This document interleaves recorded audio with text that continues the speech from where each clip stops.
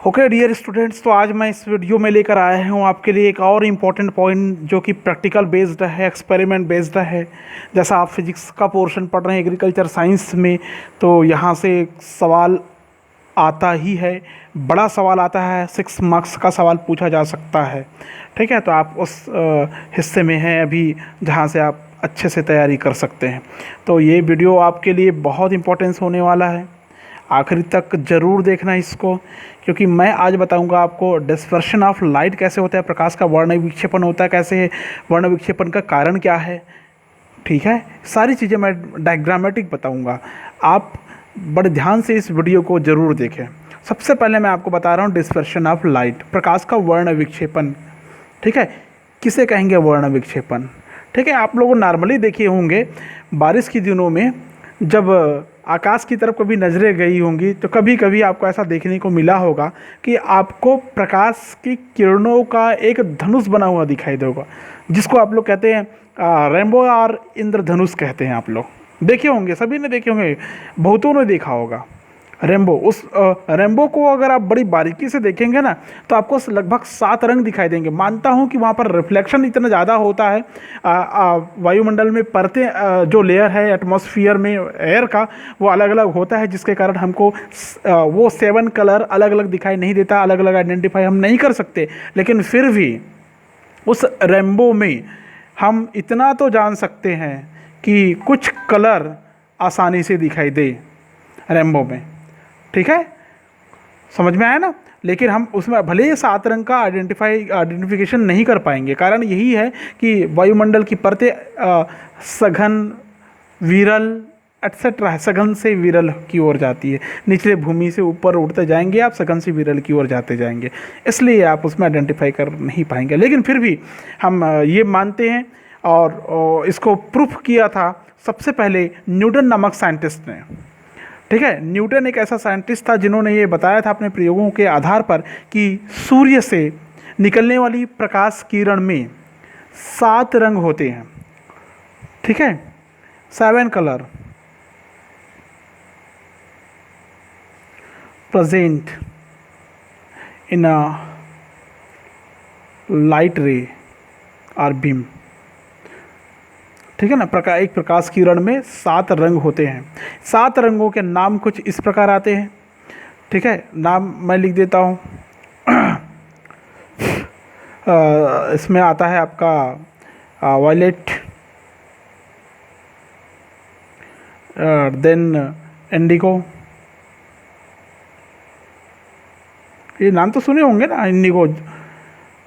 Violet को बोलते हैं हम लोग बैंगनी बोलते हैं, और इसको जो इंडिगो को जामुनी बोलते हैं। फिर आता है ब्लू, नीला बोलते हैं इसको। कलर नहीं पढ़ा रहा हूँ मैं। ग्रीन, हरा, येलो, पीला, ऑरेंज, नारंगी, and then last red. Yes, ठीक है। V violet, I indigo, blue, G green, Y yellow, orange, R red. ठीक है, विब ग्योर दिखाई दे रहा होगा आपको, VIBGYOR, विब ग्योर दिखाई दे रहा है। ये 7 रंग अंग्रेजी के में अगर लिखें इसको तो हम लोग ऐसा लिखते हैं, इसको विब ग्योर लिखते हैं ऐसा, 7 कलर। ठीक है, और हिंदी में कैसे लिखेंगे, वायलेट बैंगनी, इंडिगो जामुनी, ब्लू नीला, ग्रीन हरा, येलो पीला, ऑरेंज नारंगी, एंड द लास्ट रेड लाल। तो हिंदी में क्या हो गया, बैजानी हपीनाला। आप इस कीवर्ड से इसको याद रख सकते हैं। ठीक है, बड़े काम की चीज़ है ये, आता है, पूछा जाता है, सामान्य ज्ञान के लिए भी बहुत ज़रूरी है ये। ठीक है, तो मैं बताता हूँ ये 7 रंग आपको कैसे मिलता है। न्यूटन के एक्सपेरिमेंट के अनुसार उन्होंने बताया था कि जब कोई प्रकाश किरण, एक श्वेतवर्णी प्रकाश किरण प्रिज्म के परावर्तनी अपवर्तनी पृष्ठ से टकराती, परावर्तन नहीं कहेंगे, अपवर्तनी पृष्ठ कहेंगे। ठीक है, तो वो अपने 7 रंगों में विभक्त हो जाती है। ठीक है, तो देखिए, जब एक श्वेत प्रकाश किरण प्रिज्म से ऐसे टकराएगी, टकराने के पश्चात इनको निकलना चाहिए सीधा लेकिन ना निकल के वो क्या हो जाती है, अभिलंब की ओर झुक जाती है, हल्का सा डाउन हो जाता है। ऐसा सीधे निकलना चाहिए लेकिन सीधा ना निकल के हल्का डाउन हो जाता है। डाउन होने का कारण क्या है, क्योंकि यहाँ पर जो सनलाइट है वो एयर टू ग्लास में इंटर कर रही है, एयर से ग्लास में इंटर कर रही है। इधर वायु है, वायु से कांच में प्रवेश कर रही है, सरल से सघन में प्रवेश कर रही है, जिसके कारण सीधे ना जाकर थोड़ा डाउन हो जाती है, अभिलंब की ओर झुक जाती है। ठीक है ना। प्रिज्म के अब ये प्रिज्म का जो आधार है बीसी इस ओर झुक जाती है और अपने 7 रंगों में विभक्त हो जाती है। First colour, second, third, fourth, fifth, sixth and then last seventh. ठीक है, स्केल से बनाएंगे, काफ़ी अच्छा बनेगा ये। अब इस किरण को सीधा ऐसा निकलना चाहिए, लेकिन ऐसा ना निकल के क्या होता है, ये यहाँ से निकलने के बाद में ये फिर ऐसा डाउन होकर हल्का डाउन तो होता है लेकिन ऐसा फैल जाता है। ऐसा गिनते जाइए, 3, 4, 5, 6 द लास्ट 7। ठीक है, सारे किरणों को सामने फोटोग्राफिक प्लेट या पर्दे पर अगर हम प्राप्त करते, थोड़ा सा फैलता हुआ रहता है ना ये, आप लोग उसे खींचेंगे काफ़ी अच्छा बनेगा। ये पर्दा है, एक्सिस वाई डेज दे देते हैं। यहाँ पर क्या मिलता है आपको, आप देखो, प्रकाश किरणें प्रिज्म से गुजरी, पृष्ठ में टकराई, अपवर्तन हुआ, आधार की ओर झुक गई, आधार की ओर झुकने के बाद अपने 7 रंग में विभक्त हो गई, अवयवी रंगों में विभक्त हो गई।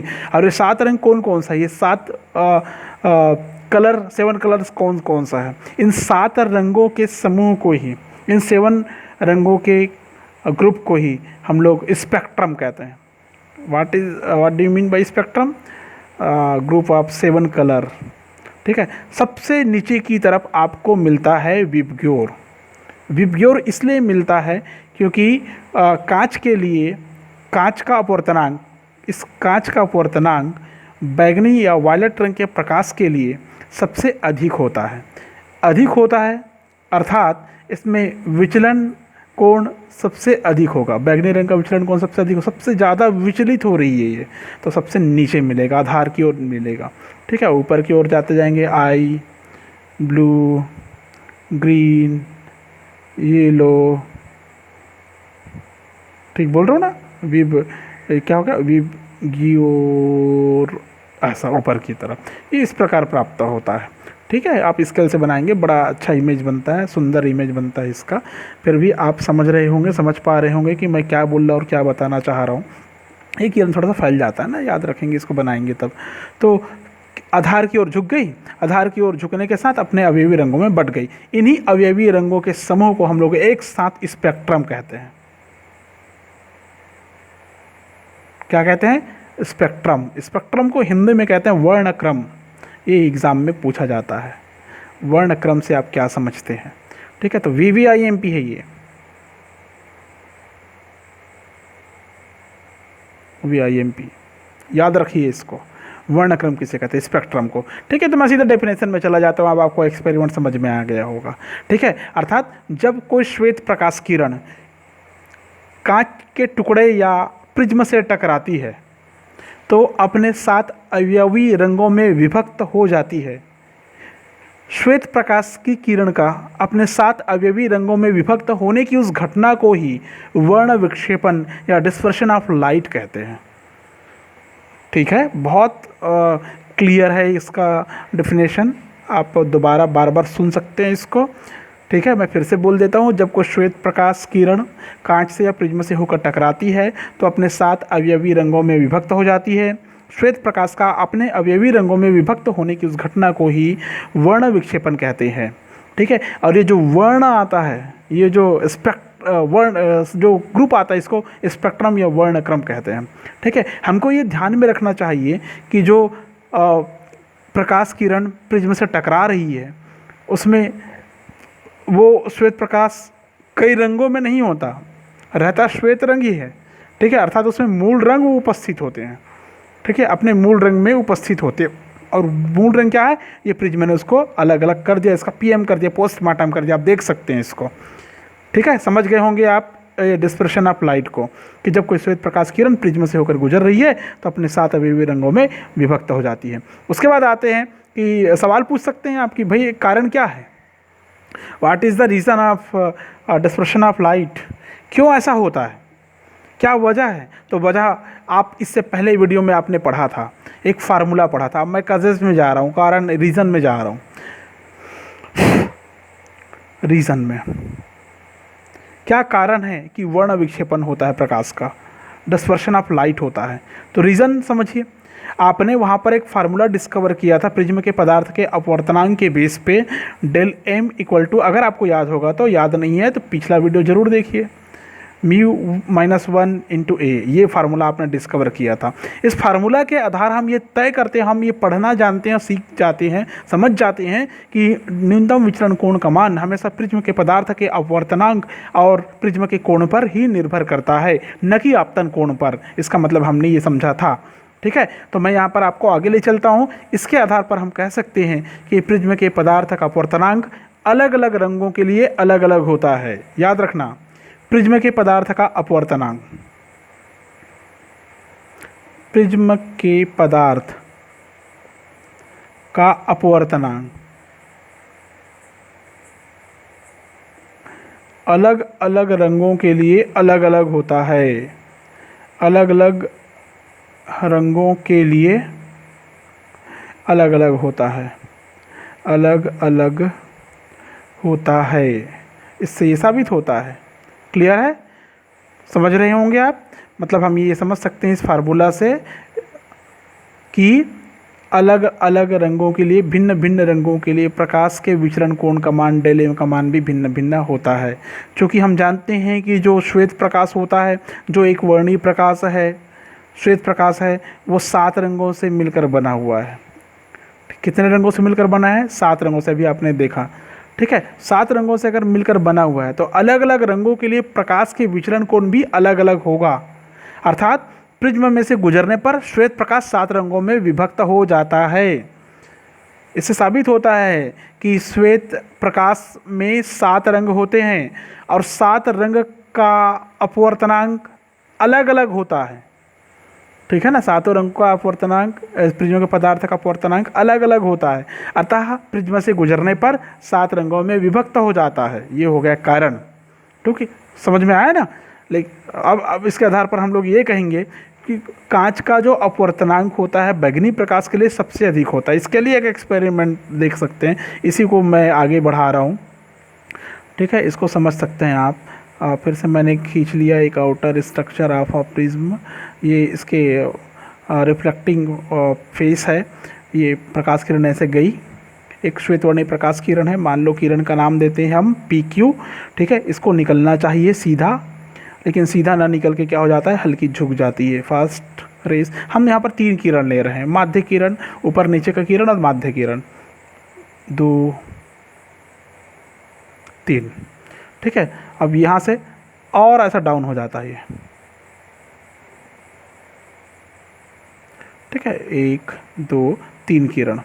तीनों किरण का नाम सबसे ऊपर प्रिज्म के आधार की ओर होता है, उसको बोलते हैं V, वायलेट, बैगनी, ठीक है। ऊपर मध्य किरण के रूप में हम Y को लेते हैं, येलो को, और सबसे ऊपर हमको मिलता है रेड या लाल रंग, ठीक है। अब क्या होता है, इन किरणों को हम पीछे की तरफ बढ़ाते हैं, ठीक है। क्या करते हैं, पीछे की तरफ ऐसे बढ़ा देते हैं।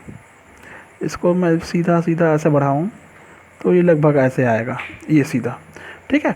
फिर इस किरण को हम फिर से पीछे की ओर बढ़ाएं, ये बिल्कुल ऐसा सीधा है, अगर सीधा है तो फिर इसको ऐसे पीछे की तरफ बढ़ाते जाते हैं तो ये लगभग ऐसा मिलेगा, इस प्रकार से मिलेगा, यहाँ पर मिला। अब फिर इस किरण को भी ऐसे पीछे की ओर बढ़ाएंगे तो ये ऐसा, इस प्रकार ऐसा मिलेगा। तो यहाँ पर जो बिंदु मिल रहा है आपको, जो पॉइंट मिल रहा है बिंदु O, ये बिंदु पर जो कोण बनता है, ये कोण कहलाता है थीटा। क्या कहलाता है, थीटा। और थीटा को हम बाद में बताएंगे कि इसको एंगुलर डिस्पर्शन बोलते हैं। क्या बोलते हैं इसको, कोणीय विक्षेपण कहते हैं, याद रखना, इसको कोणीय विक्षेपण कहेंगे। मैं आगे वीडियो में बताऊंगा इसके बारे में और, ठीक है। तो अब देखिए यहाँ पर एंगल देख सकते हैं आप लोग। हमने अभी भी कहा कि प्रिज्म के पदार्थ के अपवर्तनांक अलग अलग रंगों के लिए अलग अलग होता है, ऐसा कहा ना। उसके बाद मैंने ये कहा था कि जो कांच का अपवर्तनांक है बैगनी प्रकाश के लिए सबसे अधिक होता है।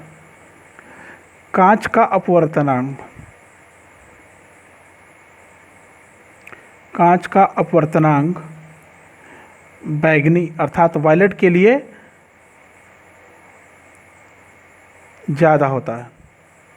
ये थोड़ा सा अलग टाइप का लिख देता हूँ मैं, ये समझ से परे होगा। कांच का अपवर्तनांक वायलेट के लिए अधिक होता है, बैगनी रंग के लिए सबसे ज़्यादा होता है, ठीक है।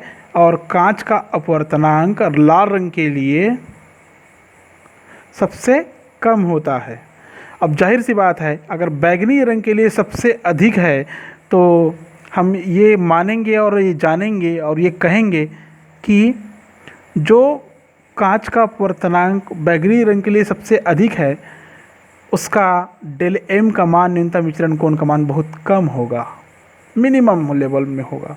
और जिस कांच का अपवर्तनांक लाल रंग के लिए कम था उसमें डेल एम का मान काफ़ी ज़्यादा होता है, सर्वाधिक होता है, अधिक होता है, मैक्सिमम होता है, ठीक है। अब यहाँ पर देख लीजिए ना, इसको देखो, आर और इस लाइन के बीच में एंगल बनेगा, सबसे छोटा डेल आर होगा।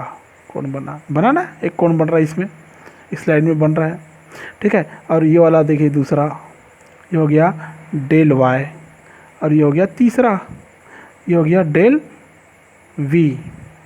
तो आप देख सकते हैं सबसे बड़ा एंगल किस में बन रहा है, डेल वी में। सबसे बड़ा एंगल किस में बन रहा है, डेल वी में, अर्थात अपवर्तनांक किसके लिए सबसे ज़्यादा है, बैगनी प्रकाश के लिए, ठीक है। विचलन कोण सबसे ज़्यादा है, देखो डेल वी विचलन कोण सबसे ज़्यादा है बैगनी प्रकाश के लिए। आप समझ रहे होंगे, बैगनी प्रकाश के लिए विचलन कोण सबसे ज़्यादा, माध्य किरण के लिए उससे कम, और लाल रंग के लिए बहुत कम, सबसे कम छोटा एंगल बना है, देखिए। समझ गए आप, मतलब कांच का अपवर्तनांक बैगनी रंग के लिए अधिक होता है, डेल एम का मान कम होता है, विचलन कोण सबसे अधिक होता है। अरे गलत हो गया क्या, अब बैगनी मतलब कांच का अपवर्तनांक बैगनी रंग के लिए, हाँ देखो, कांच का अपवर्तनांक बैगनी रंग के लिए कैसा है, कांच का अपवर्तनांक बैगनी रंग के लिए अधिक है, अधिक है तो डेल एम का मान भी अधिक होगा, ये ऐसा होगा जी, सॉरी माय मिस्टेक। और इसमें क्या होगा, कांच का अपवर्तनांक लाल रंग के लिए कम है तो डेल एम का मान क्या होगा, कम होगा। ये अब सही, ये करेक्ट है, थोड़ा सा मिस्टेक हो गया था मेरे से, उल्टा पुल्टा मुँह से निकल गया था, ठीक है, सॉरी। तो ये समझ में आ गया होगा आपको, ठीक है। अब इसके आधार पर आप ये तय कर सकते हैं और समझ सकते हैं कि बैगनी प्रकाश के किरण जो होता है, बैगनी प्रकाश का जो किरण होता है प्रिज्म के आधार की तरफ अधिक झुकी रहती है, और लाल रंग का जो प्रकाश किरण है वो आधार की ओर सबसे कम झुकती है। कम झुकती है का मतलब कम फैल रही है, सीधी सी बात। ज़्यादा झुक रही है मतलब ज़्यादा फैल रही है, ज़्यादा भारी है, ठीक है। कम फैल रही है, कम झुक रही है का मतलब होगा कि ये बहुत दूर तक जाएगी, और जल्दी ज़्यादा फैल रही है मतलब तुरंत वहीं पर बिखर जाएगी वायलेट। और यही कारण है कि सिग्नल में हम जो रेलवे ट्रैक जो होता है उसमें देखे होंगे अक्सर रेड लाइट का प्रयोग करते हैं, किसी भी प्रकार का सिग्नल में रोकने के लिए, खतरे की स्थिति को बताने के लिए, डेंजरस कंडीशन को बताने के लिए रेड लाइट का प्रयोग करते हैं, ठीक है। कौन सी लाइट का, रेड लाइट का। कारण आपको मिल गया होगा, क्या मिल गया होगा, फिर से रिपीट कर देता हूँ, ये बड़ी काम की चीज़ है, आपके एग्ज़ाम में पूछा जा सकता है। ये क्या है, जो लाल रंग का प्रकाश है, कांच का अपवर्तनांक सबसे कम होता है, और जितना कम अपवर्तनांक होता है उसका विचरण कोण भी उतना ही कम होता है। न्यूनतम विचरण कोण कम है, विचरण कोण तुम मारो गोली, न्यूनतम विचरण कोण कम है, एंगल ऑफ डेविएशन कम है, ठीक है। इसलिए इसका प्रयोग हम लोग किस में करते हैं, सिग्नल के लिए करते हैं, ठीक है। तो दोस्तों, मेरे प्यारे बच्चों, स्टूडेंट्स, जो भी देखेंगे वीडियो, सबको आपको ये वीडियो पसंद आया होगा और समझ में भी आया होगा। नहीं आया है, जैसे भी होगा, जो भी होगा, तो आप कमेंट करके बता सकते हैं। नेक्स्ट वीडियो फिर से लेके आऊँगा, इसी कंटेंट से रिलेटेड एंगुलर डिस्पर्शन वगैरह, एंगुलर डिस्पर्शन पावर वगैरह बताऊँगा मैं, ठीक है। आज की वीडियो में बस इतना ही, मैं फिर से नया वीडियो लेके आऊँगा, तब तक के लिए सबको बाय।